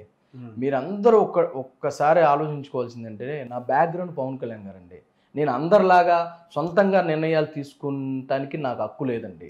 ఎందుకంటే 100% చెప్తున్నా, ఇది మీరు ఎవరు విన్నా అయినపోయినా పవన్ కళ్యాణ్ గారు పెట్టిన మొక్క, నేను ఆయన పెంచిన చెట్టు. నేను ఆయన ఏది చెప్తే అది చేయాలి కానీ నా సొంత నిర్ణయాలు ఉండకూడదు. చాలా మంది చాలా ఆలోచించుకుంటారు, కానీ నేను పార్టీ అడుగుజాడల్లోనే నడవాలి. ఎందుకంటే ఒకటి గుర్తుపెట్టుకోండి, ఏ వ్యక్తి అయినా ఈ సమాజానికి ఎలా పరిచయం అవుతాడో అలాగే చూస్తారు. అట్లాగే నా నాయకుడి దగ్గర నేను ఒక శిష్యుడిగా, ఒక చిన్న కుర్రోళ్ళలాగా నన్ను పెంచుతున్నాను నా బాస్ ఏం చెప్తే అదే చేస్తాను. కానీ నేను అందరిలాగా ఫ్యామిలీ బ్యాక్గ్రౌండ్ నుండి రాజకీయ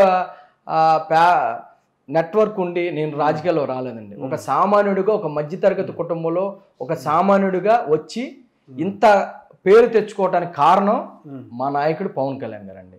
మా నాయకుడు ఏది చెప్తే అది చేస్తా. ఉమ్మడి కూటమి ప్రభుత్వంలో జనసేన సాధించిన విజయాలు ఏంటి? చాలా విజయాలంటే అంటే కూటమి ప్రభుత్వంలో జనసేన సాధించేది ఏముండదండి.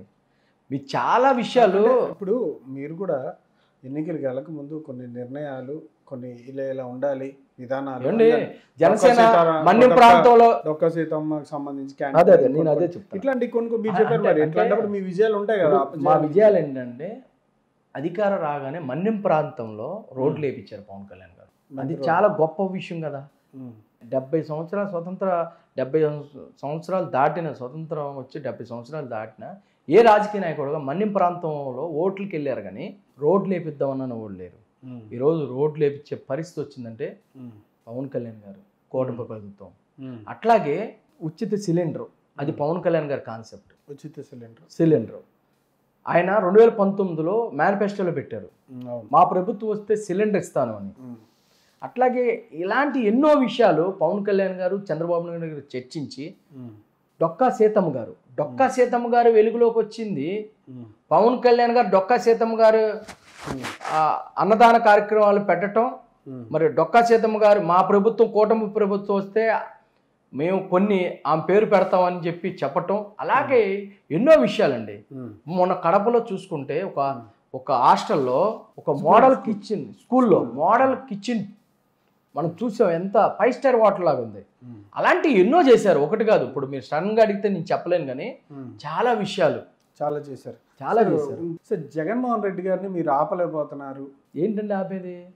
ప్రజల్లోకి వస్తున్న విషయాలు ఆపేది ఎవరండి? మా పార్టీ సిద్ధాంతం అంటే ఆయన మళ్ళీ ప్రతిపక్ష నాయకుడిగా కావచ్చు, లేదా ప్రజల దగ్గరికి వస్తున్నప్పుడు ఆయన దూకుని మీరు అడ్డుకోలేకపోతున్నారు. అడ్డుకునే ఆయన మాటలు దాడులు కావచ్చు, ఆయన విమర్శ. అవునండి, అడ్డుకోవాల్సిన అవసరం ఏంటి? ప్రజలు ఎవరైనా తిరగొచ్చు. ఇప్పుడు గత ప్రభుత్వాలు జగన్మోహన్ రెడ్డి అడ్డుకున్నాడు, అందుకనే కదా మా కూటమి ప్రభుత్వానికి ఇంత మెజార్టీ ఇచ్చింది. 11 సీట్లకు పరిమితం చేశారు జగన్మోహన్ రెడ్డి గారిని. ఏమండి, ఏ రాజకీయ నాయకుడైనా ప్రతిపక్షంలో ఉన్నప్పుడు తిరగొచ్చు, ప్రజల పక్షాన మాట్లాడొచ్చు. అధికారంలో ఉన్న పార్టీ తప్పు చేస్తే నిలదీసే హక్కు ఉంది. కానీ వాళ్ళు చేసిన తప్పిదాలు ఏంటంటే పర్సనల్గా వెళ్ళి టార్గెట్ చేశారు. కుటుంబాల గురించి, భార్యల గురించి, పిల్లల గురించి మాట్లాడిచ్చి ప్రెస్ మీట్లు పెట్టి అవసరమైతే ఇళ్ళకెళ్ళి కొట్టడం, రౌడీజం చేయటం వాళ్ళు చేశారు. కాబట్టి ఈ పార్టీ వద్దని చెప్పి ప్రజలు తిరస్కరించారు. కానీ ఈ ప్రభుత్వం, కూటమి ప్రభుత్వం ఎక్కడ పర్మిషన్ ఇవ్వకుండా జగన్మోహన్ రెడ్డి తిరగొద్దని ఎక్కడ చెప్పలేదండి. అంటే ఇంతమందిని వెళ్ళాలి, జనాలు తక్కువగా ఉండాలి, జనాలు సమీకరణ చేయకూడదు. జనాలు తక్కువగా ఉండాలంటే పార్టీ నాయకుడు వెళ్తుంటే మరి కాదండి, మీరు మందితో ఎందుకండి? మీరు జనాల్ని డబ్బులు ఇచ్చి తోలిచ్చడం ఎందుకు? మీరు మనం చూసాం, మామిడికాయలు రోడ్ల మీద వేసి తొక్కించుకుంటూ పోతున్నారు. ఇప్పుడు మనుషుల్ని ట్రాక్టర్లే ఆయన కార్లు, వాళ్ళు చెప్పే అంశాలు. ఇప్పుడు మామిడికాయ చిత్తూరుకు ప్రజలు ఎందుకంటే మీరు చిత్తూరుకు సంబంధించి విషయంలో మామిడికాయ సగటు రేట్ ఇవ్వట్లేదు, ప్రభుత్వ ప్రోత్సాహం ఇవ్వట్లేదు అని ఆ విషయం మీద ఒకటి జరుగుతుంది. అంటే వాళ్ళు చేసే విధానం పక్కన పెడితే సగటు లేవనెత్తిన అంశాల్లో పసలేదంట. కాదండి, మీరు మీ తండ్రి ఓదార్పుకి మీరు ఎలా వెళ్ళారు? ఎవరైతే కుటుంబం చనిపోయారో వాళ్ళ ఇంటికి వెళ్ళారు. మీరు ఇప్పుడు ఏం చేస్తున్నారు? రోడ్ల మీద జనాలు పిలిపిస్తున్నారు, మీ జనబలం చూపించుకుంటున్నారు. ఎందుకు? మీకు సమస్య ఎక్కడ ఉందో అక్కడ నిలబడండి. ఇప్పుడు మీరున్నారు, పవన్ కళ్యాణ్ గారు ఉన్నారు, రైతుల కోసం 30 కోట్లు ఇచ్చారు. ఓదార్పు యాత్రలాగా జనాన్ని తీసుకెళ్లి ఊరూరు ఇంటికి వెళ్ళి పంచలేదండి. ఆ నియోజకవర్గం, ఆ జిల్లా వెళ్ళి ఆ జిల్లాలో ఉన్న అక్కడున్న ఎవరైతే బాధ్యతలు ఉన్నారో వాళ్ళందరినీ కూడా ఒక వేదిక దగ్గర పిలిపించి అక్కడ ఇచ్చారు. అంటే ఆయన సంకల్పం, ఆయన మనసు ఎంత గొప్పదో. జగన్మోహన్ రెడ్డి గారి ఉద్దేశం ఏమంటుంది? ప్రజల్ని సమీకరించాలి, ప్రజలు అంటే ప్రజల్లో మార్పు, ప్రజల్లో ఏంటంటే నెగిటివిటీ పెరగాలి. అంటే 1 year అవ్వకముందే జగన్మోహన్ రెడ్డికి వేల మంది వెళ్ళిపోతున్నారు, వ్యతిరేకత వచ్చేస్తుందనే ఒక క్రియేటివ్ చేయటం కోసం జగన్మోహన్ రెడ్డి బలాన్ని చూపించుకుంటున్నారు. మంది అవసరం. మీరు సమస్య పోరాడాలంటే ఏమంటే ఒకటి గుర్తుపెట్టుకోండి అండి, ఏ పార్టీకి కూడా జనం రావాలంటే ప్రతిపక్షంలో ఉన్నప్పుడు సమస్య మీద వెళ్ళాలి, కానీ జనాలను గ్యాదర్ చేసుకొని జనంతో వెళ్ళటం కాదు. పవన్ కళ్యాణ్ గారు ఎప్పుడు కూడా పబ్లిక్ నొత్తు అనుకుంటారు. మీరు రావచ్చు, కక్ష సాధింపు చర్యలేమో పవన్ కళ్యాణ్ గారు మేము చెయ్యం అని అంటారు. ఓ పక్క నుంచేమో కూటమి ప్రభుత్వం, తెలుగుదేశం కూటమి ప్రభుత్వం ఈ విధంగా చర్యలు చేస్తా మద్యం మీద విషయం మీద. అంటే నిజంగానే ఎన్ని తప్పులు చేసి ఉన్నారో ఆ విషయానికి సంబంధించి గత ప్రభుత్వం ఇవాళ రాష్ట్ర పరిస్థితి మీద మీ ఒపీనియన్ ఏంటి? ఇవాళ కూడా కోలుకోలేదు అని అంటున్నారు. కోలుకోవటం కాదండి, మద్యం గురించి చెప్పారు కాబట్టి నేను అంటే సృష్టి ధర్మం ఏంటో అర్థం కాదు. గత ప్రభుత్వం చేసిన తప్పుదాలని ఈ ప్రభుత్వం ఎత్తి చూపిస్తుంటే ఎందుకు తప్పు అంటారు? అది మద్యం వల్ల ఎంతమంది సామాన్యులు చనిపోయారు, పేదరికంలో ఉన్న కూలి పని చేసుకునే కార్మికులు ఎంతమంది చనిపోయారు. వాడేదో అలవాటుగా ఏదో రెక్కల కష్టం చేసుకునే వ్యక్తి సాయంత్రానికి ఒక 100 రూపాయలు పెట్టి ఒక క్వార్టర్ తీసుకుంటే ఆ మద్యాన్ని మీరు సొంత కంపెనీలు పెడతారా? ఇంతకుముందు ప్రభుత్వాలు స్కూల్స్ పెట్టేయండి, మద్యం షాపులు బయట వాళ్ళకి ఇచ్చేవాళ్ళు. మద్యం షాపులు గవర్నమెంట్ పాలసీలు చేసి వాళ్ళు సొంతంగా నడపటం ఏంటండి? ఎంత కర్మ! మద్యాన్ని మీరు సొంతంగా కంపెనీలు పెట్టి, అంటే బాటిల్ మార్చేయటం, కలర్ పోసేయటం ఏంటండి ఇది? దుర్మార్గం. ఎన్ని కంపెనీలు పెట్టారండి మద్యం కంపెనీలు? ఏదైనా సరైన క్వాలిటీ మద్యం ఇచ్చారా మీరు? ప్రజలకి క్వాలిటీ మద్యం ఇచ్చారా? మీరు మద్యం మీదే ప్రజల ప్రాణాలు తీసుకొని ప్రాణాల మీద మీరు ప్రభుత్వాన్ని నడిపారు 5 సంవత్సరాలు. మీరు ఏం చెప్పారంటే మద్యపాన నిషేధం అన్నారు. మీరు ఎక్కడ మాట మీద ఉన్నారండి? ఉన్నారా? సన్నబియ్యం ఇస్తానన్నారు, ఇచ్చారా? ఇచ్చారా? మీరు ఇచ్చారా? మేము చెప్పలేదు సన్న, ఇప్పుడు ఇస్తున్నారుగా, స్కూల్స్లో సన్నబియ్యం ఇస్తున్నారుగా. సన్నబియ్యంతో అన్నం పెడుతున్నారు, అదేనండి సన్నబియ్యంతో రైస్ పెడుతున్నారు. ఇప్పుడు మేము అనేది ఏంటంటే ఒకటి మాదేనండి, ప్రతి ప్రభుత్వంలో కూడా ఇచ్చిన హామీలు 100కు 100 చేయాలంటే ఇబ్బందికరంగా ఉంటుంది. కానీ మ్యాక్సిమం మీరు ఉండండి, తల్లికి వందనం, అమ్మ ఒడిని పెట్టావు, ఎంతమంది పిల్లలు ఉంటే అంతమందికి ఇస్తాను, ఒకరికి పరిమితం చేసావు. ఇదే ప్రభుత్వం ఎంతమంది ఉన్నా తల్లికి వందనం ఇస్తానని చెప్పి చంద్రబాబు నాయుడు గారు కష్టమైన వేశారుగా అందరికీ. ఇంట్లో 3 పిల్లలు ఉంటే ఏమండి, 3 పిల్లలు ఉంటే ఒకరికి అన్నం పెట్టి ఒకరికి 2 మానేస్తామా? ఇస్తే అందరికి ఇవ్వాలి, లేదంటే ఎవరికి ఇవ్వద్దు. ఆ పథకం అది ఇచ్చారా? అట్లాగే పెన్షన్ నువ్వు 5 సంవత్సరాలకి ఎంత ఇచ్చావు? ప్రభుత్వంలో రాగానే 1000 రూపాయలు పెంచి నువ్వు ఇచ్చింది కూడా 2 నెలలది ఒకేసారి ఇచ్చారుగా 7000 పెన్షన్. అట్లాగే 4000 పెన్షన్ చేశారుగా. ఈరోజు చాలా మంది వృద్ధులు 4000 పెన్షన్తో బతుకుతున్నారు, పిల్లలు చూడపోయినా. ఇలాంటి పథకాలు, ఉచిత గ్యాస్ సిలిండర్ ఇచ్చారు కదా, ఇలాంటి ఇస్తున్నారు కదండి. మీరు చేసిన అప్పులకి అవన్నీ కవర్ చేసుకొని ఇవ్వాలంటే చాలా. ఇప్పుడు ఈ రాష్ట్రంలో జగన్మోహన్ రెడ్డి గారిని అరెస్ట్ చేయబోతారా? అది నేను ఎలా చెప్తానండి? మీకు ఏ సమాచారాలు ఉంటాయా కళ్యాణ్ గారు? అంటే జగన్మోహన్ రెడ్డిని అరెస్ట్ చేస్తారా? తప్పు చేస్తే ఎవరినైనా అరెస్ట్ చేస్తారండి. దానికి చట్టాలు ఉన్నాయి, కోర్టులు ఉన్నాయి, న్యాయస్థానం ఉంది. న్యాయస్థానం తీసుకున్న నిర్ణయానికి ఎవరైనా కట్టుబడి ఉండాలి. తప్పు చేసిన ప్రతి వ్యక్తి కూడా. అంటే వాస్తవంగా ఏంటంటే జైలుకి వెళ్తాము ప్యాషన్ అయిపోయింది. అంటే అదే చంద్రబాబు నాయుడు గారు జైలుకి వెళ్తే బాధపడ్డారు. తప్పు చేసామా ఏంటి, తప్పు చేయకపోతే జైలుకి వెళ్ళేవేంటి, జైల్లో ఉండిపోయాం. వాళ్ళు ప్యాషన్కి 16 నెలలు జైల్లో ఉన్నారు, అవసరమైతే మళ్ళీ జైలుకి వెళ్తాం అన్నారు. వాళ్ళు డైరెక్ట్ చెప్పేదేంటి, ప్రజలు తిరస్కరించారు, మనం తప్పు చేసాం కాబట్టి ఈ సరిదిద్దుకోవాలనే ఆలోచన జగన్మోహన్ రెడ్డిలో లేదు. అది లేదంటారు? లేదు, మేము మారం, మేము ఇలాగే ఉంటాం, మేము రౌడీని చేస్తాం, మేము జైలుకి వెళ్తాం, మేము గొడవలు చేస్తాం అని చెప్పి రాష్ట్ర ప్రజలకు సంకేతం ఇస్తున్నారండి. ఏదైతే మిడిల్ పీపుల్ ఎవరైతే ఉంటారో, సామాన్యులు, ఏ పార్టీకి సంబంధించిన వ్యక్తులు కాకుండా ఓటర్ వాళ్ళేనండి డిసైడ్ చేసేది. వాళ్ళు కూడా మీరు పోగొట్టుకుంటున్నారు, భయభ్రాంతులకు గురి చేస్తున్నారు. అంటారు. ఈసారి జనసేనకి కొంతవరకు బెటర్ అయ్యే అవకాశాలు ఉన్నాయి స్థానిక ఎన్నికలకి. 100% అంటే జనసేనకి గతంలోనే స్థానిక సంస్థల్లో పోటీ చేసాం, గెలిచిన ఓడినా. 2022-23లోనే మేము పోటీ చేసాం. ఇప్పుడు కూటమిలో పోటీ చేస్తాం. కూటమిలో ఎవరికి ఇచ్చినప్పటికి కూడా గెలుపు మాదే. కూటమి వాసు గారు ఏం చేశారంటే విజయవాడ నగరానికి కానీ కృష్ణా జిల్లాకి ఏం చెప్తారు? నేనేం చేస్తానండి, నేను అధికారంలో లేను. నాకు పంచాయతీ బోర్డు నెంబర్ కూడా నేను గెలవలేదు. ఈరోజు నాకేం అధికారంగా ఏం పదవలేదు.